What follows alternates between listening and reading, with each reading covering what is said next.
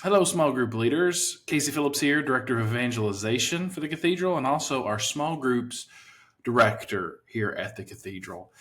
And I want to start by saying thank you. If you're getting this video, it's because you have volunteered to be a leader or a co-leader in our growing, ever-expanding small groups ecosystem here at the Cathedral. We are so excited about the growth that we see God doing in our small groups. We're very thankful to you for saying yes. At the beginning of 2023, we had just 2 small groups that we knew of on the parish level that were connected some way to the parish, not counting any Curcio groups or other groups that were out there. And as of 2025, spring of 2025, we're looking at having could be upwards of 14 groups. So we're excited to see the momentum and the excitement building up around small groups, because we believe that small groups really are a place of discipleship where people come together in these small groups. They learn from one another, they share life, and they're able to then get plugged in deeper into the parish and become woven into the fabric of our parish, our big parish. We want to make our big parish small. And so small groups are helping us do that. And we can't do that without your leadership. And today in this short video, I wanted to take some time to tell you, what does it mean to be a small group leader or co-leader here at Christ the King?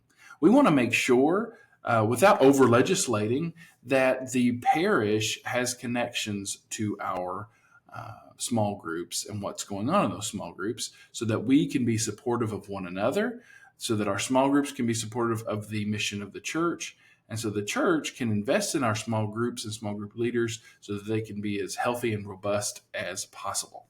So, a couple of things to note. I want to share some resources that I regularly provide with our small groups, and also some things that we're planning on doing a few times a year coming up. So the first thing that I would encourage you to do, if you're new to this, if you don't already, find a co-leader. As soon as you can, find a co-leader. And this is just someone who is excited about what you're doing. They're a likable person in love with Jesus Christ, and they want to go on this journey with you to help lead this group. This person obviously would step in the gap if you needed to not be at a meeting for some reason, but they could also be that person to help you read the room, to make sure you're incorporating folks who may be on the edges and are shy, who don't feel comfortable speaking up. They can be your support and rock during this journey of a small group.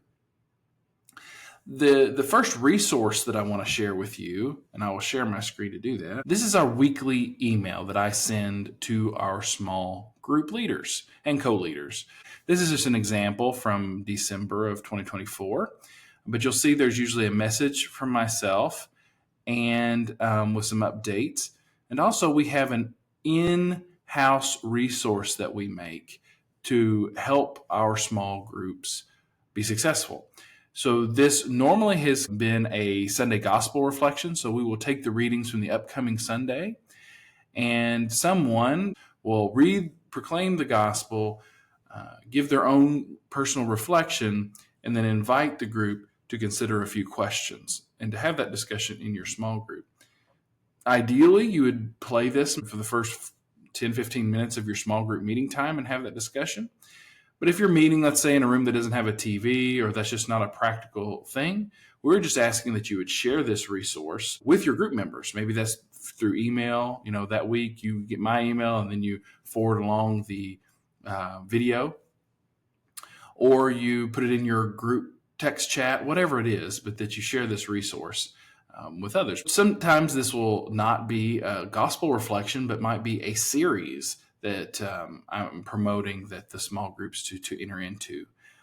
So just keep an eye out for that weekly resource in your email. If you can't show the video, one particular thing that we ask for you to highlight in your small group is the parish connection. Every month we'll have a parish connection, and that's exactly what it sounds like. It's something to connect the small group back to the parish. So it could be that we're in the fall season and we're getting close to our stewardship renewal. So maybe the month of October or November is all about having a brief discussion in your group about giving of your time, talent, and treasure, helping people in your group to think intentionally about how they want to engage with the parish. This helps because, we've all been in that space of you hear it from announcements after mass or something in the bulletin, but it just kind of goes over your head. What we're hoping is that some of these discussions can be brought down into the small group, and so that maybe, John doesn't notice it in the announcements at church or in the bulletin, but he really looks up to his small group leader who's encouraged him to think about this. So we're wanting to bring those big discussions down on the smaller level. So that's something we encourage you. I really ask that you share every week, even if it's a brief discussion at the beginning, and possibly you don't, even if you don't have the capability of showing the entire video reflection, please share the parish connection. Another thing in this email, another resource, you'll scroll down and I'll have some reminders about bigger events that go on. We try to have some bigger events happen throughout the year, just a time to get together either as women's small groups, men's small groups, or maybe just all small groups. So you'll see in this example that you have the calendar events for our Little Crown. Those are our women's small groups and the things that are coming up. Likewise for King's Men and some of the events coming up.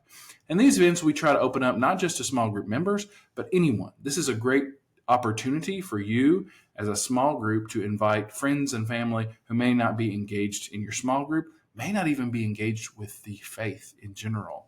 We try to provide you some on-ramps to be able to not only to grow your small group, but possibly just to evangelize and share the faith.